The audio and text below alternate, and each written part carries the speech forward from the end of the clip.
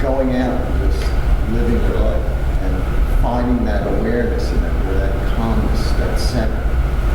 That's the difficult part for me. Is just trying to carry that over, to use that in everyday life. Mm-hmm. It's just I go out and I just kind of almost forget all that. Mm-hmm. To be very honest with you. Yeah, well, I appreciate you being very honest, because it gives us an opportunity to take a look at that. So the comment was that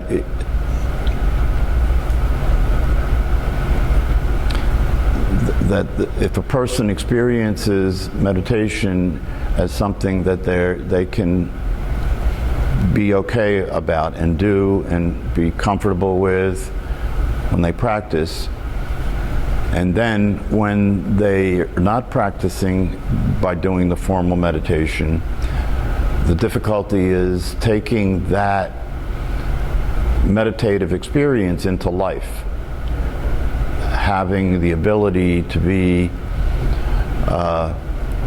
experience being aware that way when you're in the middle of traffic, when you're in the middle of the way life occurs.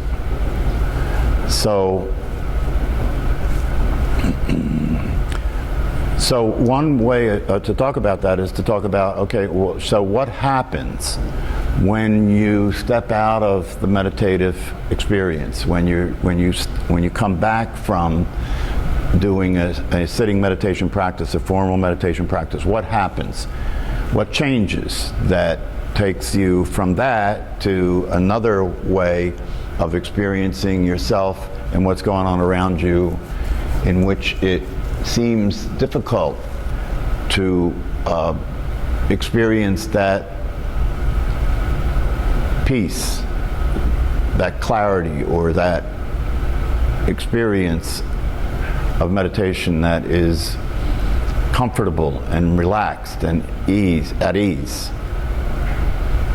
I mean, for some people, when they practice meditation, especially in the beginning of the practice, that's not what they experience. It's just like Jack Kornfield said, when a lot of people practice, they expect to experience those things because that's the idea, that's what they heard about meditation, that if you practice meditation, you'll have peace, you'll experience this good experience.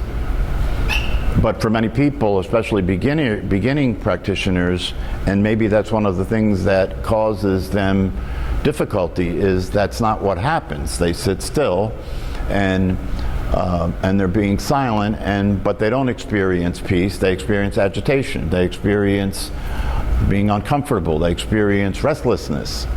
Maybe even experience negative memories that they don't want to remember, or fear. Right? Some kind of fear might come up. So there's that, and if that's the case, then that's a little different from the idea that you're experiencing the peace or the calmness and the ease of being when you're practicing formal meditation. But that's not what it seems difficult to experience that when you're in the middle of life. So the thing that happens is that when you're in the middle of life, when you come out of meditation, let's just look at it this way. If it's the case that when you do formal meditation, if you relax, if you practice consistently and you're able to relax the body, and over time, if you're practicing by developing your ability to maintain your attention on your breath, so if over time the mind calms down, so you do start to experience this experience of peace, you do start to experience this experience of kind of being comfortable and relaxed and peaceful, and there's this kind of clarity because there's not a lot of activity in the mind and all that, right? We could say that when you are having that experience, that you're more aware of being aware than you are of what you're aware of. Can you get that? That when you're having the experience of meditation, if you get to the point where you're actually in a meditative state, right? Because in the beginning you may have to be there for a while to get to that place. That's the challenge of establishing a practice, to continue to sit regardless of what you feel or what thoughts arise. You know, it requires persistence and diligence to establish a meditation practice. If you persist and you are committed, and as time passes and you continue to practice, you do start to experience more and more being in this peaceful place, in this calm place, in this centered place, in this grounded place. And that's, you know, that's inherently pleasurable. You know, that's a relief from being in the stressful state of mind that most of us are in when we're in the middle of things, right? So if it could be said that when you're in that place, that you're more aware of being aware, that you're more aware that when you're practicing formally, you're being aware of what's happening rather than, as I was saying before, being aware of what's happening rather than being caught up in it, right? You're being aware of it rather than caught up into it. So you're not identifying so much with, and if you have your attention on the breath, just by virtue of that, you're not identifying that much with thoughts, right? You're not sitting there thinking, right? This is important to understand about the practice. You're not sitting there thinking, and if you're not sitting there thinking and you have attention on the breath, so it's not on thinking, so it's important to understand what's the difference, what's the shift. If I'm sitting there and I'm not thinking, then maybe what I'm doing is I'm being there, right? Because I'm not thinking. So if there's no thinking going on, what's going on? What's left, right?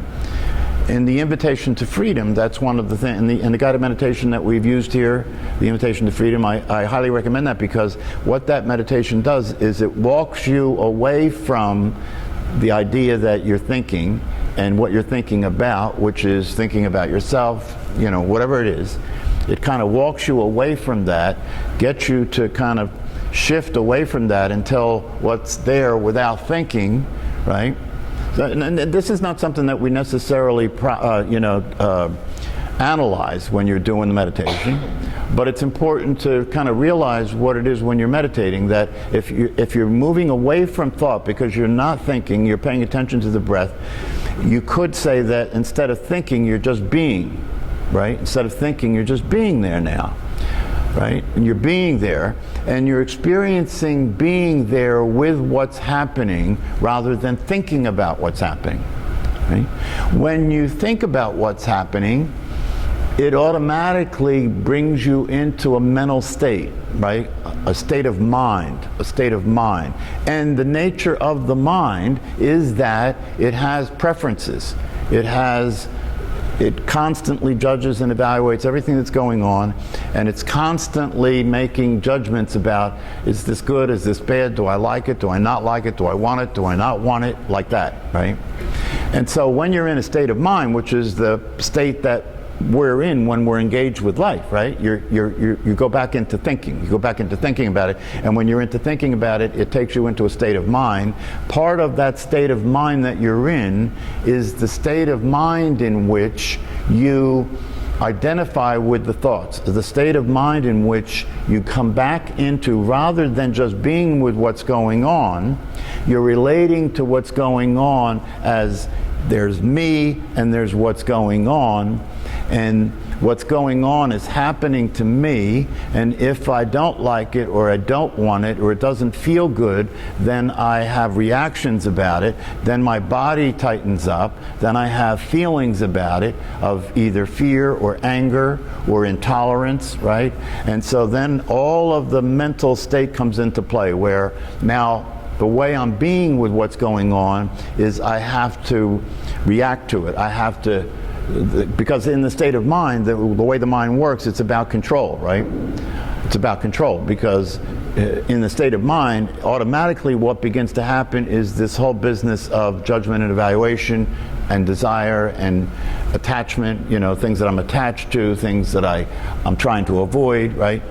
So that's what happens when you're back in the drama, right? All that kicks in again, and you start to experience yourself not as the awareness that is being with what's happening, but you start to experience yourself as the person, right, who doesn't want certain things and wants other things. You come back into the person. You come back into the idea you have about yourself. You come back into, whatever your name is. You start being frank again, right? See, when you're practicing meditation, you actually stop being frank. You're just being aware, right? You're just being aware. You're not sitting there saying, okay, I am Frank meditating, right? That's not what's happening, right? You're actually letting go of that way of being, and you're sitting there just being aware. So now you get the relief of not being frank anymore, right? That's what the peace is, right? When you come out of that, right away your mind engages again, right? Right away your mind starts to, you go right back into, it's almost like you get, it kind of like, it's like a knee-jerk reaction. You go right back into your head, right?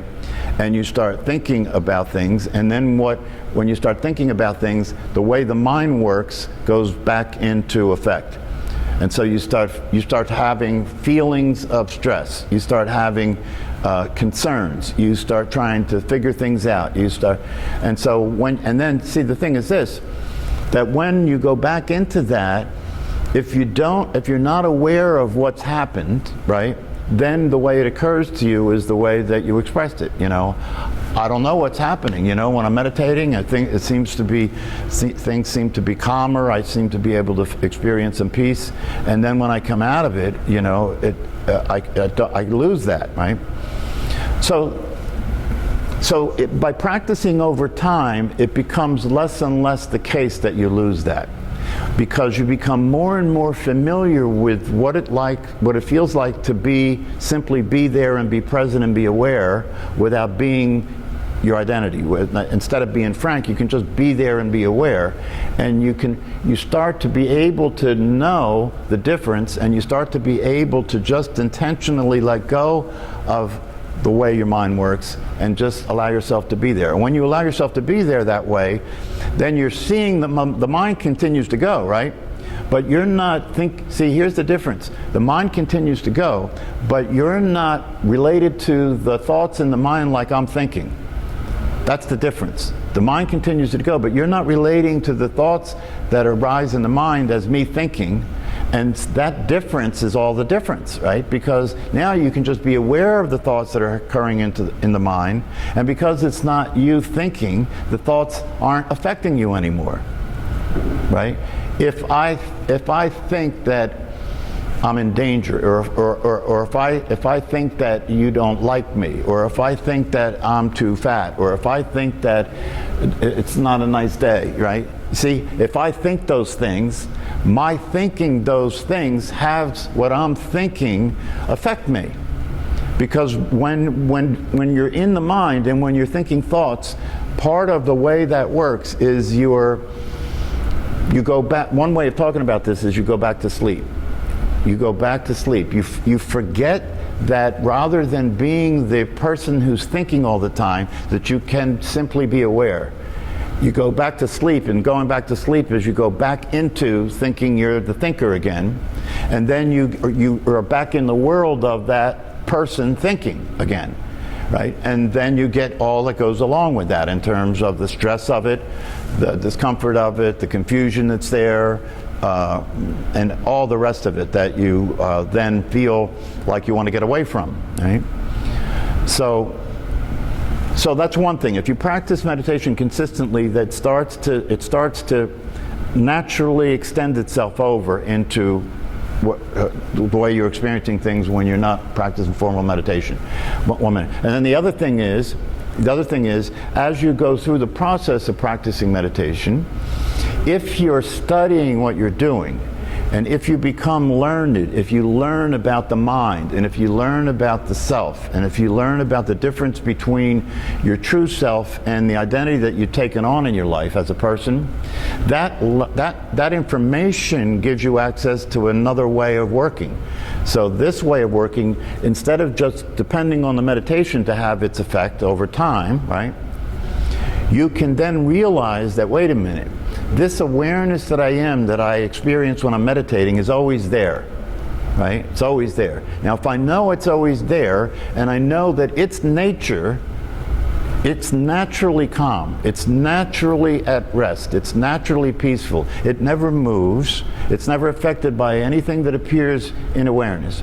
If I've learned this, and I know this, and I know it's always there, then the question is, can, instead of just meditating so that I gradually experience that, can I practice simply allowing myself to pay attention to that?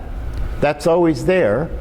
Can I practice allowing myself to simply pay attention to that, no matter what's going on, and see if I can kind of let go of what's going on and let go of who I've been being and let go of, the thinking, and just let myself go into that experience of awareness itself.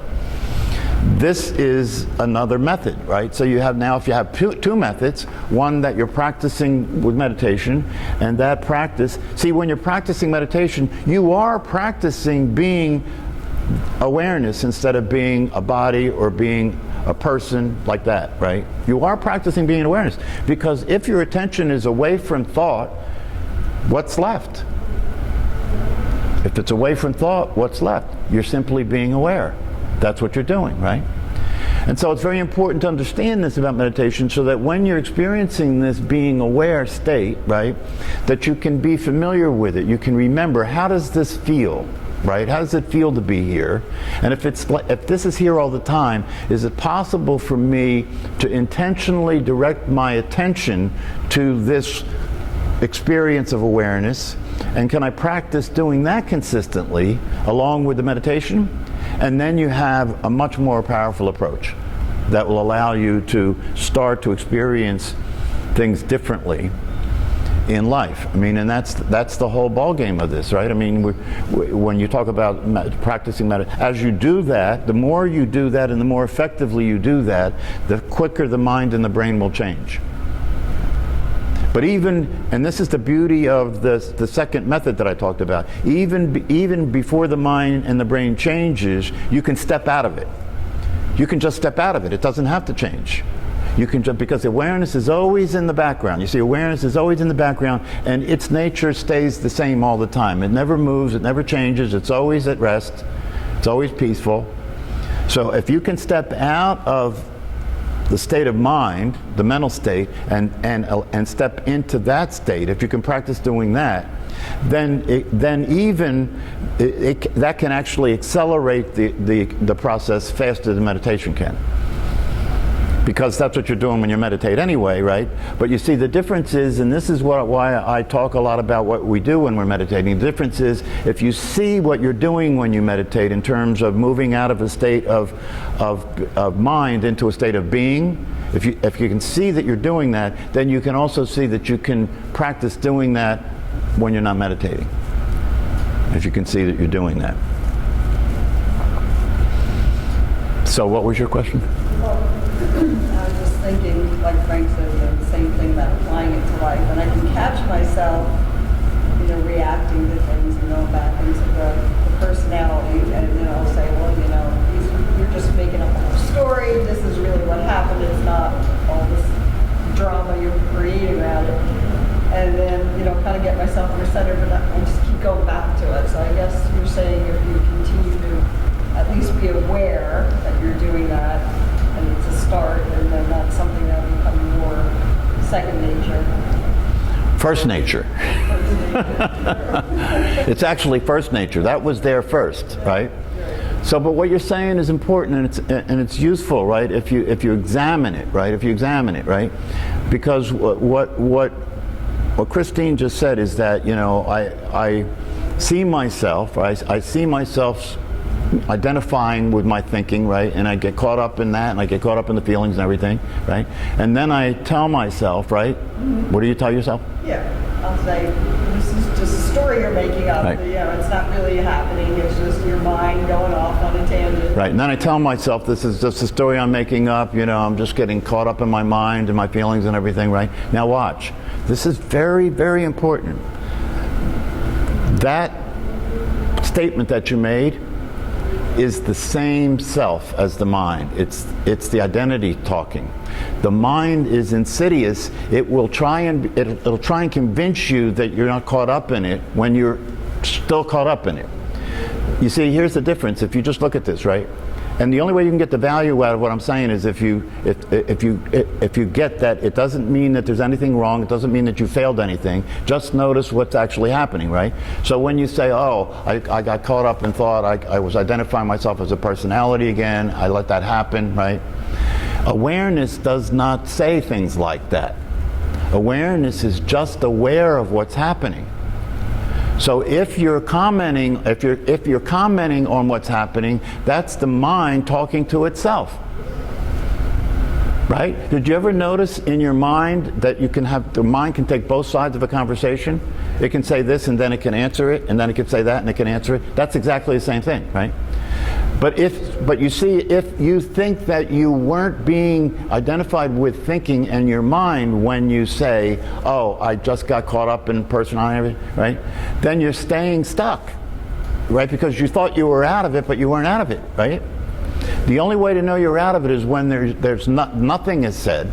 Nothing has to be said because awareness doesn't speak. Awareness is just aware and sees things for what they really are, right? That's why one of the teachers, how does the teacher know if a student is really awake, right? How does the teacher know if a student is really aware, right? One of the ways you can tell is if they have nothing to say and they don't have any questions, that's a good sign.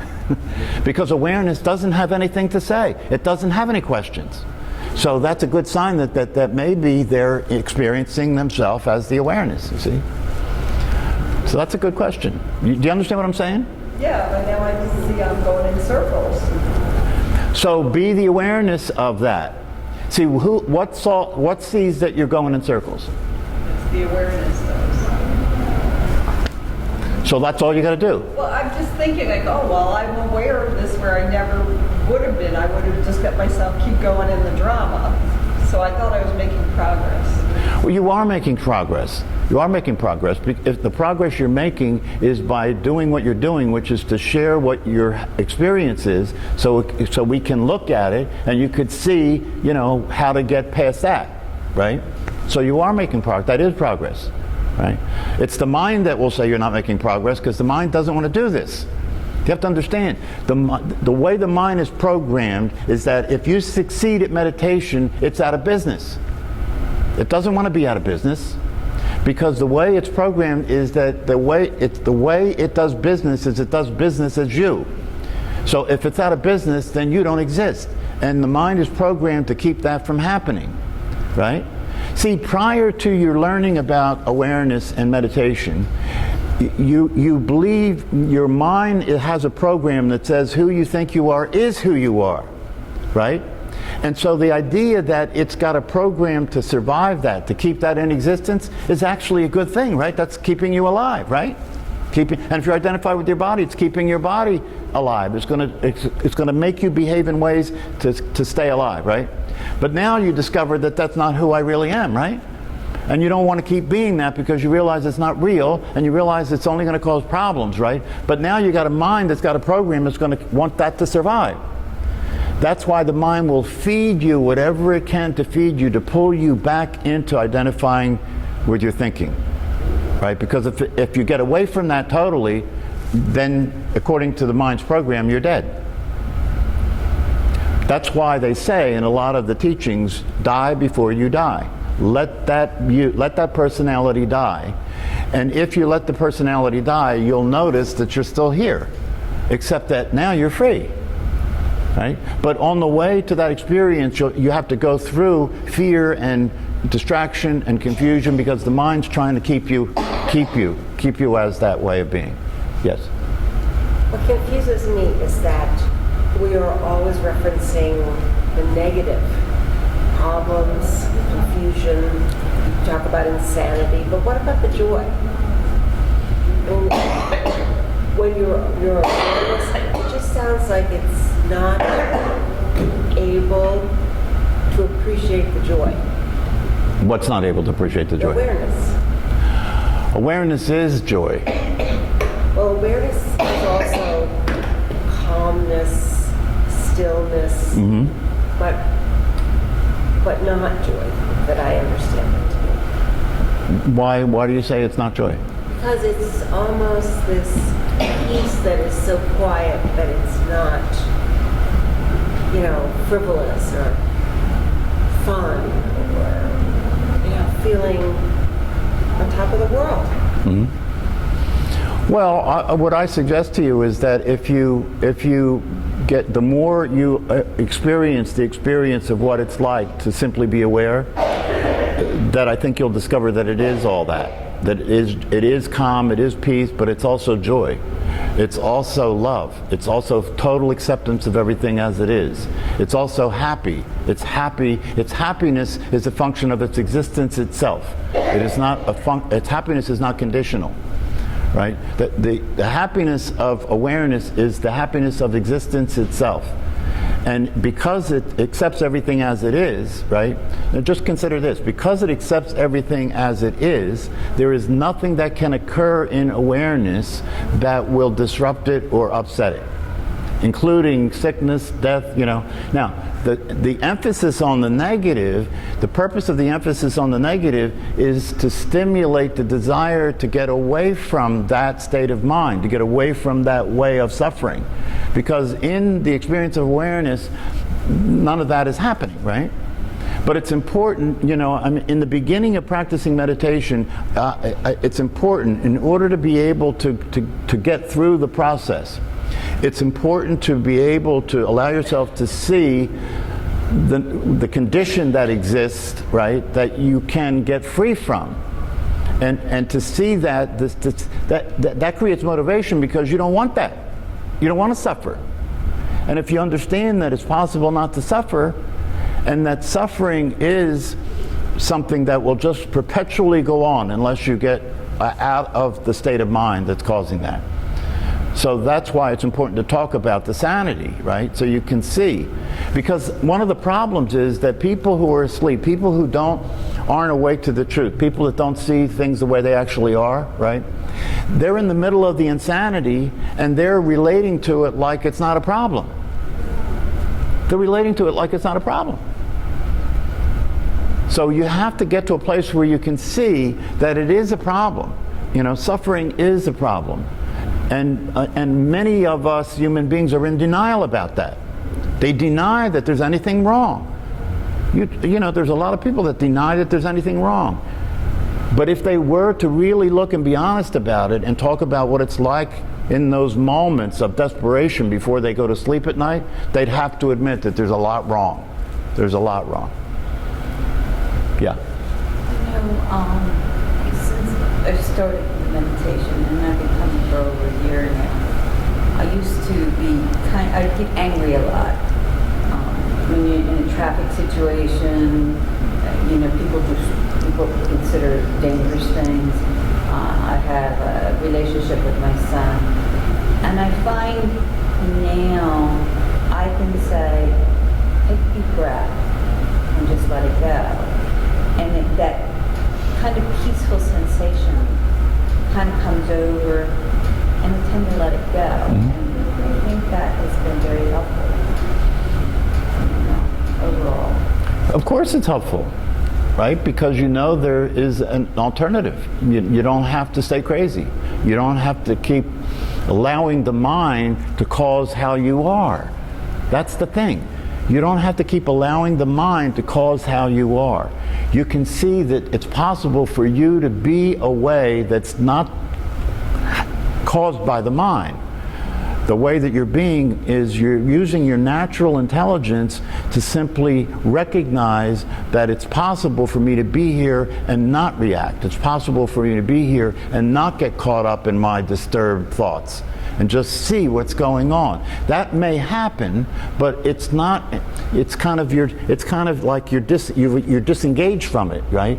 It's not. That's not me thinking anymore. That's the thoughts that are occurring in my mind, and I don't have to relate to it like it's me. And therein lies the freedom.